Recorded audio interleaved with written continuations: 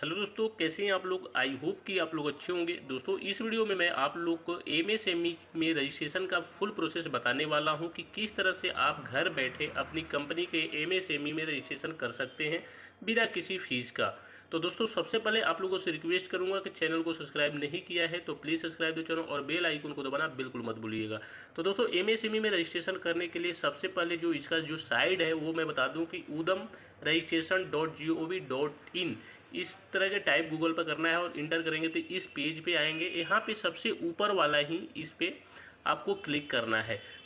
यहाँ पे जैसे ही क्लिक करेंगे आप इस पेज पे आ जाएंगे। यहाँ पे आपको आधार वेरिफिकेशन कराना होगा विथ ओटीपी। ठीक है, तो इसमें सबसे पहले मेन इंपॉर्टेंट चीज़ जो है वो आपको ध्यान में क्या रखना है कि जो आपका आधार कार्ड है वो आपके मोबाइल से लिंक होना चाहिए।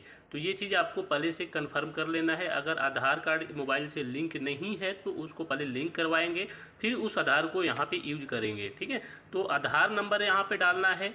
ठीक है, किसके, प्रोपराइटर का। ठीक है, जिस कंपनी के जो प्रोपराइटर होंगे उनका आधार नंबर यहाँ पर डालेंगे। डालने के बाद जो आधार पे नाम होगा वो नाम यहाँ पे आपको डालना है। नाम में किसी तरह का कोई भी स्पेलिंग एरर नहीं करना है।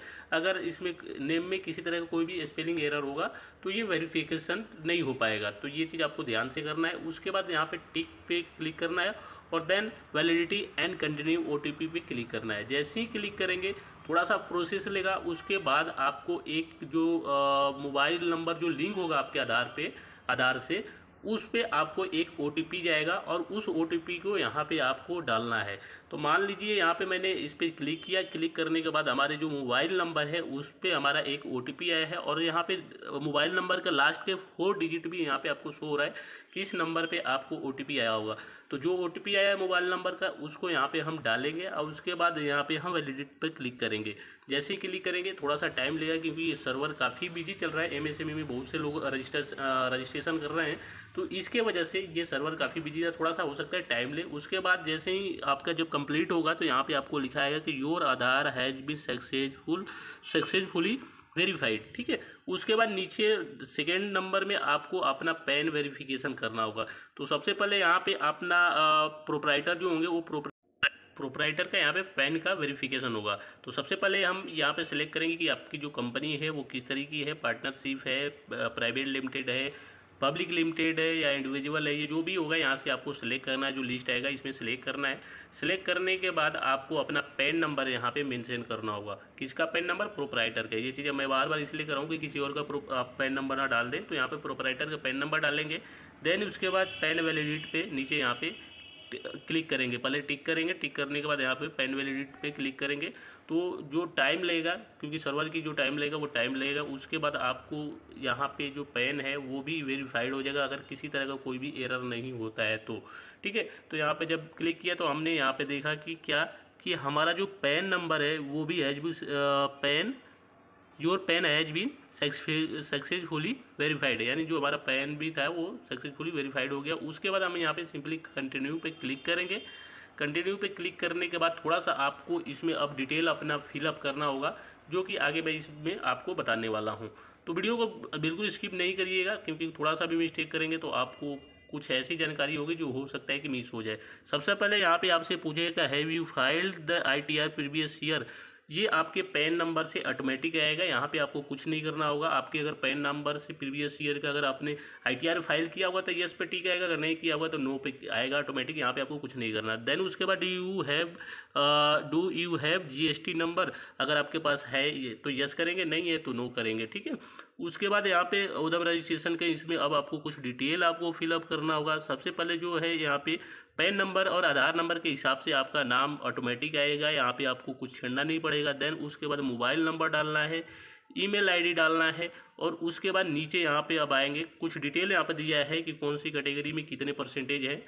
उसके बाद यहाँ पे कुछ डिटेल आपको सेलेक्ट करना होगा कि आप किस कैटेगरी से बिलोंग करते हैं, जनरल, OBC, ST या SC जो भी होगा आप उसके अपने हिसाब से यहाँ पे सिलेक्ट करेंगे। अपने हिसाब से नहीं, जो प्रोपराइटर होगा प्रोपराइटर के हिसाब से। ठीक है, उसके बाद यहाँ पे जो प्रोपराइटर है वो मेल है फीमेल है वो आपको यहाँ पे सिलेक्ट करना है। देन उसके बाद आपका जो प्रोपराइटर है क्या वो विकलांग तो नहीं है, अगर है तो यस, नहीं है तो नो पे यहाँ पे क्लिक करना है। ठीक है। उसके बाद यहाँ पे आपकी कंपनी का नाम, जो आपकी कंपनी का नाम है वो यहाँ पे आपको डालना है। जिस नाम से आपकी कंपनी बिजनेस करते हैं उस कंपनी का नाम यहाँ पे डालना है, ठीक है। उसके बाद नीचे यहाँ पे आएंगे, यहाँ पे आपकी जैसे कंपनी हो गई, आपकी कंपनी तो आपकी अगर एक स्टेट में, जैसे दिल्ली में आपकी कंपनी है, दिल्ली में रजिस्ट्रेशन है, तो दिल्ली में कई जगह पे आपके हो सकता है कि आपकी कंपनी का यूनिट भी हो, तो उस यूनिट को यहाँ पे ऐड कर सकते हैं। एक जगह रजिस्ट्रेशन से अगर अलग अलग आपकी यूनिट है, तो अगर 10 भी यूनिट है तो 10 यूनिट को यहाँ पे ऐड कर सकते हैं, नाम डालेंगे और ऐड मोर पे यहाँ पे ऐड यूनिट पे आप क्लिक करते जाएंगे, तो इस तरह से आपकी जो है ना ऐड होता जाएगा। जैसे फर्स्ट हमने ऐड किया है ABC करके, ये यहाँ पे ऐड हो जाएगा। अगर इसको डिलीट भी करना चाहते हैं तो यहाँ पे जो डिलीट का क्रॉस का चिन्ह है इस पर क्लिक करके इसको डिलीट भी कर सकते हैं। तो ये चीज़ हो गया आपकी यूनिट का। अगर मान लीजिए एक कंपनी है और उसकी अलग अलग यूनिट है अलग अलग एड्रेस पे, तो उस यूनिट को यहाँ पे ऐड करेंगे। देन उसके बाद आपकी लोकेशन, जैसे मान लीजिए हमारा यूनिट है ABC, अब ABC को यहाँ पे सिलेक्ट करेंगे और उसकी जो एड्रेस होगा वो नीचे यहाँ पे फिलअप करेंगे, ठीक है।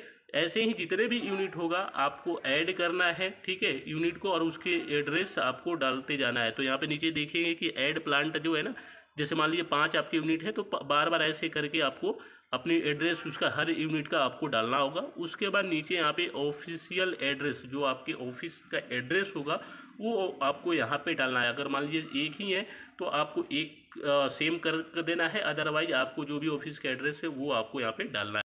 देन उसके बाद यहाँ पे लेटीट्यूड और लेगोट्यूड का ऑप्शन आएगा, यहाँ पे गेट लेटीट्यूड और लेगोट्यूड पे क्लिक करेंगे। उसके बाद जो आपने एड्रेस डाला होगा उसका लोकेशन आपको शो करेगा, आपको ओके करके उसको सेव करना है, ठीक है।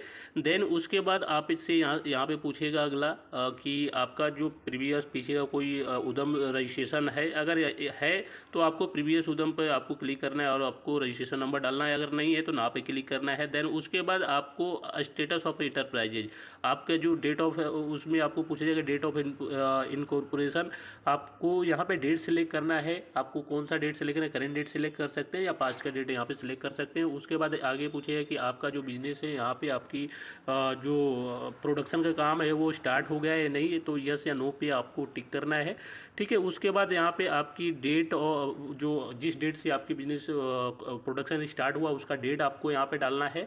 देन उसके बाद नीचे यहाँ पे बैंक का डिटेल आपसे पूछेगा, तो अपनी कंपनी का जो भी होगा बैंक का नाम, IFSC कोड और बैंक अकाउंट नंबर डालना है। देन उसके बाद नीचे यहाँ पे आएंगे मेजर एक्टिविटी ऑफ यूनिट, तो यहाँ पे दो ही ऑप्शन आपको दिखता है, एक मैन्युफैक्चरिंग और दूसरा सर्विसेज है। तो आपको यहाँ पे या तो आप मैन्युफैक्चरिंग है तो आप मैन्युफैक्चरिंग पे क्लिक करेंगे, सर्विसेज हैं तो सर्विसेज पे आपको क्लिक करना है, ठीक है। उसके बाद यहाँ पे आपको अपने प्रोडक्ट का NIC कोड डालना होगा। तो NIC कोड डालने के लिए यहाँ पे 2 तरीके दिए हुए हैं। अगर आपको NIC कोड अगर पता है तो आप नीचे डाल सकते हैं, अगर नहीं पता है तो आप यहाँ पे सर्च में अगर 2-3 डिजिट डालेंगे तो उसके बाद अपने हिसाब से जो भी आपकी प्रोडक्ट होगा उसके हिसाब से NIC कोड इसमें सर्च कर सकते हैं या सेलेक्ट कर सकते हैं, ठीक है। उसके बाद नीचे यहाँ पे आता है आपको मैन्युफैक्चरिंग, सर्विसेज, ट्रेडिंग, इनमें से जो भी आप होंगे। अगर मैन्युफैक्चरिंग है कंपनी है आपकी तो मैन्युफैक्चरिंग सेलेक्ट करेंगे, सर्विसेज है तो सर्विसेज है, ट्रेडिंग है रिटेलर है तो आपको ट्रेडिंग सेलेक्ट करना है, ठीक है। उसके बाद यहाँ पे आपको NIC कोड वगैरह जो भी है आप डाल सकते हैं। मल्टीपल भी ऐड करके आप डाल सकते हैं। मल्टीपल अगर प्रोडक्ट का आप सेल करते हैं तो उस केस में आप मल्टीपल जितने भी आपके प्रोडक्ट होंगे उसको यहाँ पे ऐड करते जाएंगे। आपके जो भी प्रोडक्ट होगा यहाँ पे NIC कोड जो है वो सिलेक्ट करते जाएंगे, ठीक है। उसके बाद नीचे यहाँ पे आएंगे आपको नंबर ऑफ पर्सन एम्प्लॉई, ठीक है। नीचे यहाँ पे आपको नंबर ऑफ पर्सन एम्प्लॉई का ऑप्शन आता है। यहाँ पे आपको आपकी कंपनी में कितने मेंबर हैं, कितने एम्प्लॉई हैं, काम करते हैं, आपको यहाँ पे आपको डालना है। तो सबसे पहले आपको कंपनी में कितने मेल हैं वो आपको यहाँ पे डालना है, ठीक है। कितने फीमेल हैं, कितने अदर हैं, टोटल यहाँ पे आपको आ जाएगा। तो फॉर एग्जांपल के लिए मान लीजिए यहाँ पे अगर कोई भी फिगर यहाँ पे डालते हैं और यहाँ पे फीमेल में कोई फिगर डालते तो टोटल आपको यहाँ पे 4 हो जाएगा, और अगर मान लीजिए अदर में भी 2 डाल दिया तो आपने तो ये ऑटोमेटिक 6 हो जाएगा। तो इस हिसाब से जितने भी आपकी कंपनी एम्प्लॉई होंगे उसका आपको यहाँ पे मेल, फीमेल और अदर्स के अलग अलग क्वान्टिटी में आपको यहाँ पे डालना होगा जितने आपकी कंपनी में होंगे, ठीक है। उसके बाद दोस्तों यहाँ पे आपसे investment in plant and machinery और इक्विपमेंट के बारे में कुछ डिटेल यहाँ पे पूछेगा। तो अगर मान लीजिए आपने प्रीवियस फाइनेंशियल ईयर का अगर आपने बैलेंस शीट और प्रॉफिट लॉस अकाउंट ITR वगैरह फाइल करी है तो यहाँ पे वो सारी डिटेल आपकी यहाँ पे फिलअप करने की ज़रूरत नहीं पड़ेगी, यहाँ पे ये ऑटोमेटिक आएगा।